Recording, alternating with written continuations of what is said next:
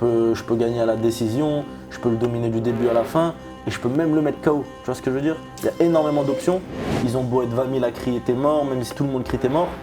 Au final, il n'y a qu'une personne en face de moi dans la cage. Donc moi, je vois pas en fait il est où la gêne. J'ai pas besoin d'être rassuré, j'ai pas besoin de m'y attendre. Il pourrait même faire un truc surprenant, il n'y a pas de problème pour moi. Tu vois.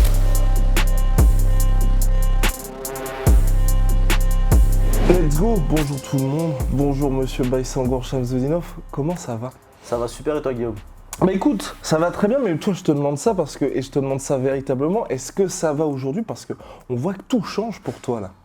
Qu'est-ce qui change? Qu'est-ce qui change? Bah là il y a un Mediaday, là on voit que tu es entouré d'une équipe qui prend soin de toi, il y a le PFL qui est également aux petits soins. On a vraiment ce sentiment qu'il y a eu le main event qui devait avoir lieu à Arès, qui était déjà une grosse étape pour toi, et là, j'ai l'impression, tu vois, pour avoir déjà vécu des UFC de l'intérieur, qu'on est sur un calibre vraiment d'un autre niveau.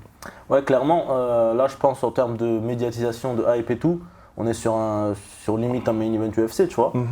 Il y aura, je crois, 20 000 personnes. Il me semble que les plus grosses salles, ils accueillent également à peu près ce nombre de personnes. Donc ouais, franchement, c'est cool. Ça me prépare pour les prochaines échéances aussi. Et tout ce qui se passe autour, comment est-ce que tu arrives à gérer ça? Que ce soit les gens qui vont peut-être te dire « Ouais, s'il te plaît, est-ce que je peux avoir des places ?» ou peut-être tous les gens qui t'apostrophent déjà dans la rue pour dire « Alors, qu'est-ce que tu vas lui faire à Cédric Doumbé ?» Est-ce que c'est difficile à gérer ça? Non, en vrai, on commence à avoir des réponses qu'on donne un peu à tout le monde. Tu dis que voilà, ça va bien se passer, machin, regarde le combat, tout ça. Et après, pour les places à donner… tu veux que je dise quoi? Non, mais j'imagine que c'est compliqué. Bien sûr. Comment est-ce que donc, là, toi, donc il y a les réponses que tu vas donner aux gens, mais comment est-ce que tu gères? Est-ce que tu as refermé ça avec uniquement tes proches, ta famille? Ou est-ce que, justement, vous avez eu une organisation un petit peu particulière pour que tu puisses rester dans ta bulle jusqu'au combat? Bah, on répartit ça avec la famille. Après, bien sûr, moi, je suis dans ma bulle quoi qu'il arrive, que j'ai un combat ou pas. Je suis pas quelqu'un de très branché, entre guillemets. Je reste concentré. Là, j'ai un combat. Voilà, quoi. Comme d'habitude en vrai. Ok, et on peut, enfin en tout cas moi c'est ce que je pense en tout cas, c'est que le combat qui va avoir lieu là contre Cédric, c'est un énorme combat. Il a lieu parce que Cédric Doumbé voulait t'affronter, mais parce que aussi ça fait longtemps que toi t'as planté un petit peu la graine pour que ça puisse avoir lieu. Est-ce que toi tu préfères cette ambiance-là où il y a un petit peu de trash talking, où ça se cherche un petit peu? En vrai, ça fait du bien parce que en France, on a très peu de combats comme ça, surtout franco-français. Donc là, les gens ils sont hypés de ouf. Moi, je pense que c'est une bonne chose et ça fait encore plus avancer le MMA en France. Et pour moi, même dans ma carrière, c'est cool, tu vois. Et jusqu'à maintenant, ces attaques entre guillemets, tu les prends comment? Non, moi, je trouve que ça reste très sportif. Il attaque mon image professionnelle, ce qui est normal. Comme j'attaque aussi son image en contre-attaque. Il n'est pas rentré dans le personnel. Donc, il n'y a pas de problème, quoi. Et le fait là de te dire qu'il a déjà commencé, je crois que c'était à Tours ce week-end où il a fait un petit échauffement du Baki t'es mort qui devrait y avoir à Bercy, le fait de savoir que ça va avoir lieu, d'avoir eu ce qui s'est passé lors du précédent PFL, est-ce que c'est quelque part rassurant? Qu'est-ce qui est rassurant? De savoir ce qui va se passer et de savoir à quoi t'attendre aussi, que va y avoir peut-être 20 000 personnes, allez, on va dire peut-être 75% de la salle de Bercy qui va dire ou scander pour Cédric ou contre toi. Mais moi, en fait, je n'ai pas besoin d'être rassuré ou quoi que ce soit parce qu'au final, ils ont beau être 20 000 à crier t'es mort, même si tout le monde crie t'es mort. Au final, il n'y a qu'une personne en face de moi dans la cage. Donc moi, je vois pas en fait il est où la gêne. J'ai pas besoin d'être rassuré, j'ai pas besoin de m'y attendre. Il pourrait même faire un truc surprenant. Il n'y a pas de problème pour moi, tu vois. Et tu dirais que toi, le moment où tu vas être le mieux, ça va être le moment, on va dire peut-être les 2-3 minutes juste avant le combat où vous êtes justement tous les deux dans la salle et là, même s'il y a tout le public autour, tu sais que maintenant, il n'y a plus que nous deux. Exactement. Mais après, moi, je te mens pas, même quand il y a le public, quand je fais mon entrée, etc., il y aura la pression habituelle d'un combat, mais il n'y aura jamais une pression supplémentaire parce que les mecs écrivent mon nom.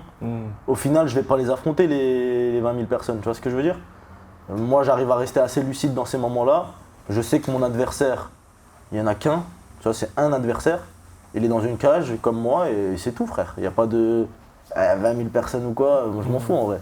Et est-ce que jusqu'à maintenant, il y a eu un moment dans ta carrière où tu as eu ça, tu t'es rendu compte de ce qui se passait parce que tu as gravi les échelons pour l'instant petit à petit, et à un moment où tu te rendais compte un peu de waouh, soit je combats pour la ceinture d'Arès ou là, je vais quand même faire Bercy, il y a déjà plus de place.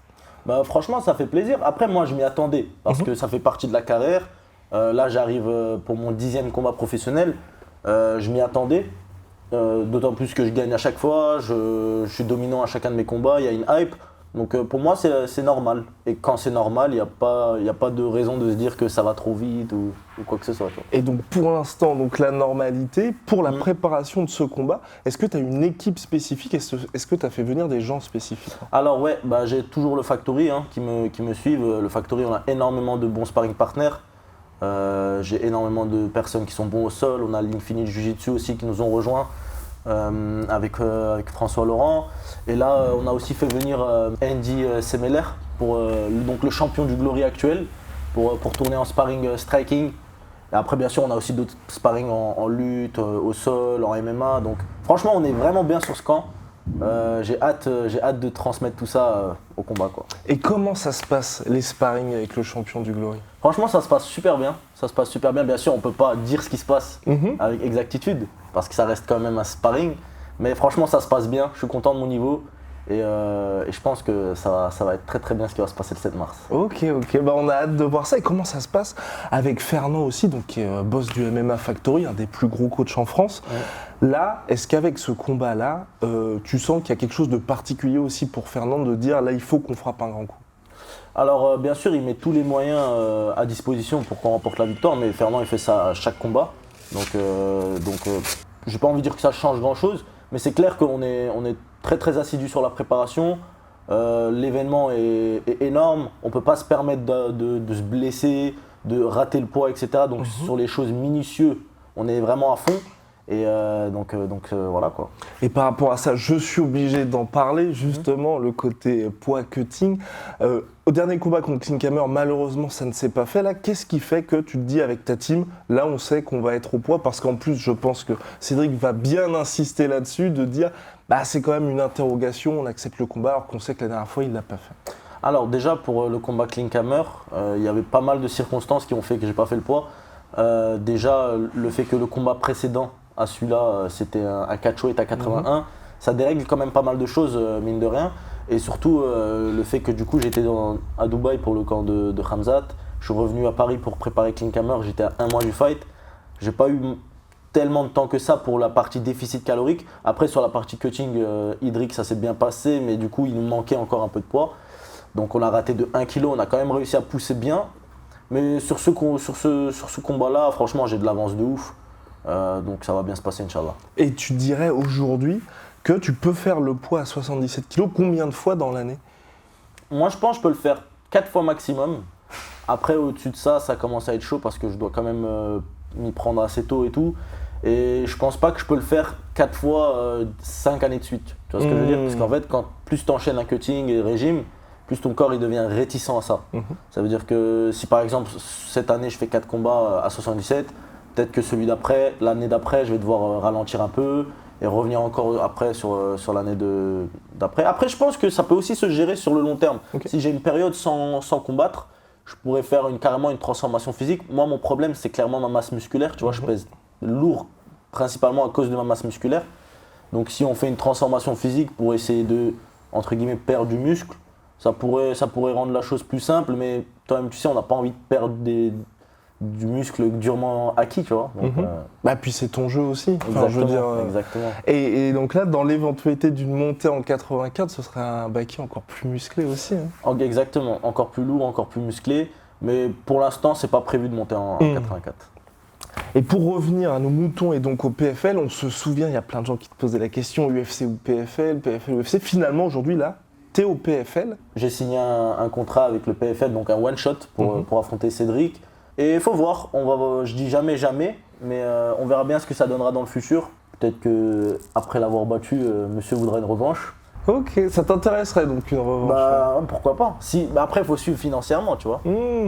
Et là, avec cette bourse du PFL, qu'est-ce que tu prévois de faire de cet argent? Pour l'instant, comme je l'ai dit plusieurs fois dans quelques interviews, on construit une maison en Tchétchénie. Donc j'aimerais bien qu'on puisse la finir une bonne fois pour toutes. Et après, le reste, on verra bien. Hein. C'est pas moi qui gère ça de toute façon. Ok, en fonction des projets. Exactement. Et donc là, par rapport à tout ce qui se passe aujourd'hui, donc que ce soit donc au Factory, par rapport à toi aussi au niveau de l'entraînement, il y a des gens qui viennent, on sent vraiment que tu as passé un cap en termes de carrière. Et est-ce que là, aujourd'hui, tu te dis, Dans les interviews, on a pu voir avec le PFL aujourd'hui, il y avait de l'anglais également. Est-ce que là, tu te prépares à ça aux échéances ou va falloir aussi jouer au jeu, entre guillemets, des Américains? Bien sûr. Là d'ailleurs, je travaille mon anglais, ça veut dire que je commence à parler de mieux en mieux. Je suis pas très à l'aise encore pour faire une interview complète, mais je peux tenir une discussion en anglais. Donc bien sûr, on s'y prépare parce que c'est quand même le futur qui nous attend.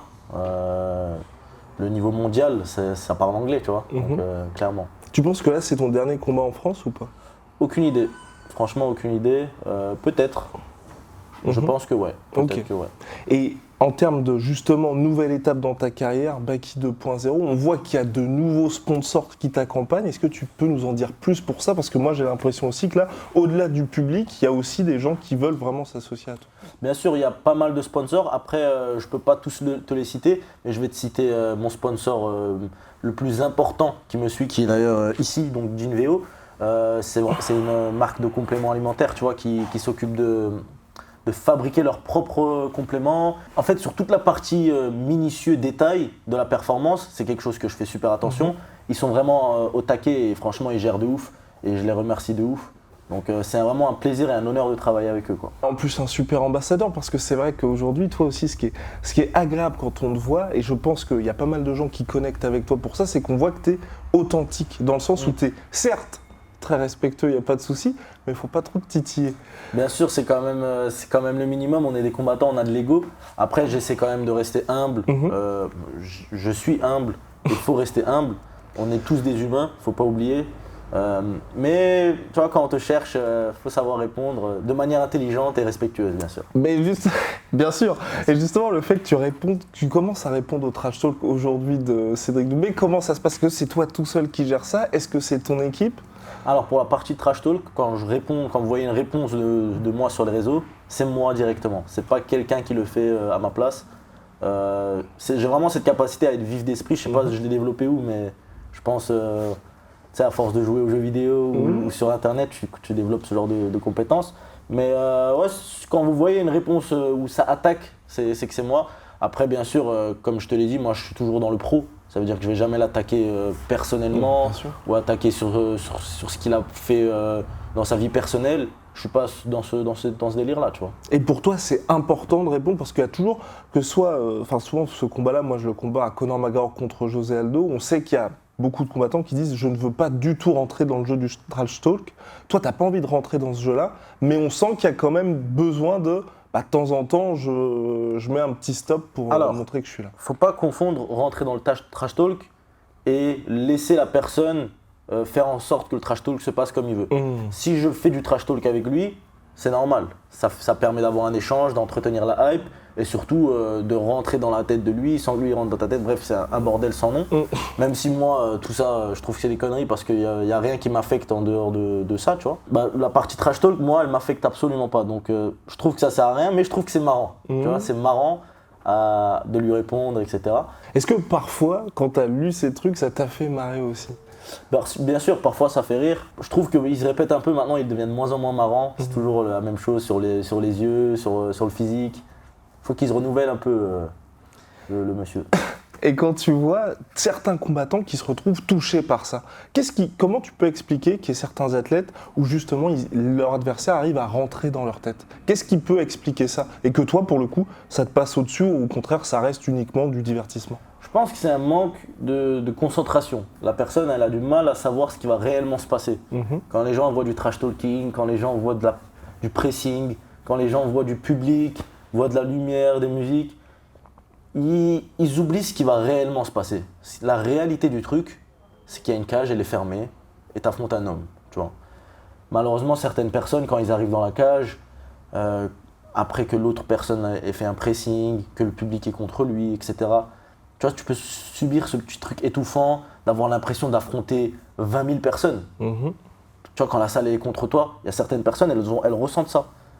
Moi, alhamdoulilah, j'ai réussi à passer ce cap-là, je ne l'ai même jamais vécu. Donc, je suis content. Pour ce combat, ça va m'être très utile, tu vois. Et il a 50 KO, toutes compétitions confondues. Il a donné son pronostic, KO premier round, KO deuxième round, si jamais il veut faire durer le plaisir. Qu'est-ce que tu penses de tout ça, toi? Ce qui me fait rire, c'est que du coup, il donne un pronostic pour chaque round. Donc au final, s'il réussit, il va dire je l'avais dit, tu vois ce que je veux dire? Donc déjà, c'est des conneries. Et moi, personnellement, j'ai jamais pris de knockdown, j'ai jamais pris de KO. J'ai vraiment une bonne capacité à encaisser. Je boxe bien, je lutte bien, j'ai un bon sol. Je suis un combattant de MMA complet, je suis très fort physiquement, je vois pas comment il va me mettre KO, tu vois. Après, on ne sait pas ce qui se passe dans le futur, tu vois. Tout est déjà écrit, le destin est déjà écrit. Donc on accepte tout ce qui se passe. Mais moi, je pense que ça va surtout bien se passer pour moi, en vrai. Et est-ce que tu peux nous parler un peu justement de ta boxe? Parce que c'est vrai que les gens ont tendance, je pense, après je sais pas si c'est les gens qui ont déjà regardé tes combats, mais avoir un profil plutôt, donc Cédric qui va être, qui vient du kickboxing, qui va utiliser son striking, et toi qui vas utiliser ta lutte, mais tu es un très bon boxeur également, pour le MMA évidemment. Malheureusement, les gens, ils aiment bien simplifier sur ce qui est parfois compliqué. Ils se disent, l'autre, il est champion du Glory, donc il va le fracasser debout. L'autre, il a fait du judo, il va essayer de l'emmener au sol. Ils essaient de simplifier ce qui est quand même compliqué. Le MMA est un sport compliqué, il y a du mix, tu vois. On mélange tout ça. On a vu des excellents strikers comme Conor McGregor se prendre un knockdown par Khabib alors que sa boxe était considérée comme pitoyable, tu vois. Vu que c'est du mix, ce genre de choses arrive. Donc moi, je sais que ça reste quelque chose de compliqué, qu'il y a énormément d'options. Et peut-être qu'on sera surpris le 7 mars de voir un Baki striker mieux que Monsieur Striker, quoi. Est-ce qu'il y a cette envie de ta part, parce que John Jones, tu vois, par exemple, il mettait un point d'orgue dans ses meilleures années à battre son adversaire là où il était considéré comme le meilleur. Par exemple, Glover Teixeira qui était pris en clinch contre la cage et qui se prenait un nombre invraisemblable de coups. Est-ce que toi, tu as cette envie-là aussi de pouvoir challenger ton adversaire là où les gens s'attendent à ce qu'il soit le meilleur? Alors, ça va pas être une volonté absolue de faire ça, parce que je pense que ce serait une erreur. Ce serait clairement écouter son ego.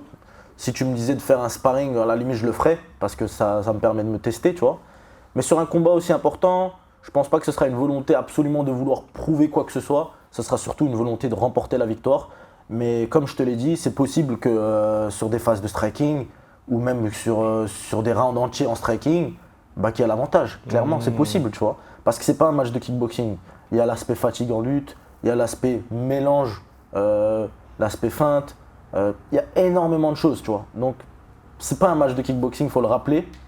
Après, sur papier, bien sûr, monsieur est censé être meilleur en striking et on ne lui enlève pas ça. Donc on verra bien ce qui se passe. Dans tous les cas, ça reste un combat. Hein. Un combat, on ne prévoit jamais ce qui se passe et on peut en discuter encore des heures, tu vois. Bien sûr. Et dans son striking, par exemple, qui est quand même considéré par beaucoup comme étant extrêmement dangereux, est-ce qu'il y a des choses en particulier où toi tu te dis c'est impressionnant ou encore tu te dis ça c'est particulièrement dangereux?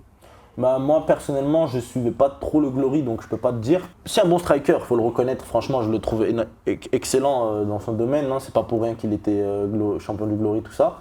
Et en MMA d'ailleurs il reste dans ce domaine-là, ce qui prouve qu'il a confiance en son striking. Ce serait mentir de dire qu'il est nul, tu vois. Donc clairement il est bon.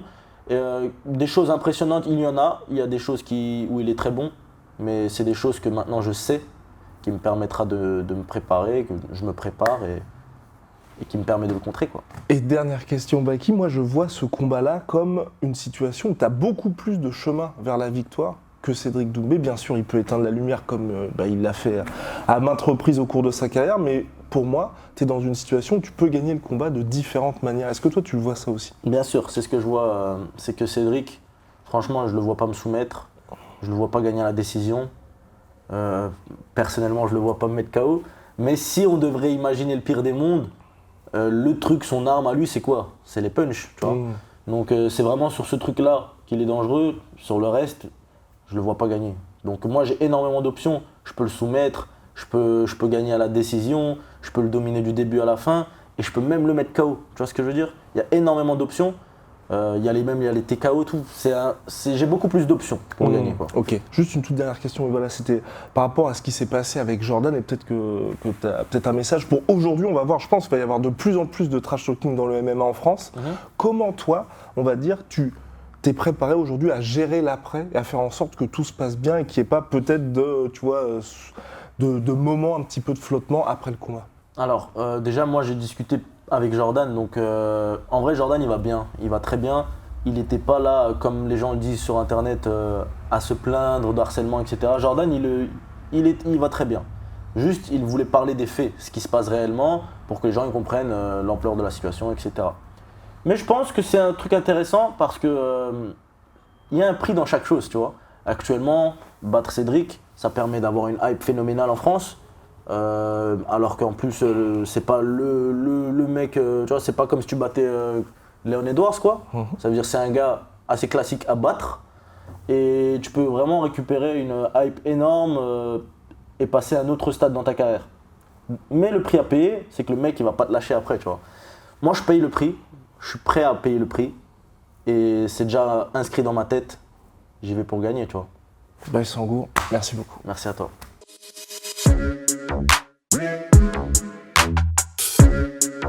Yeah.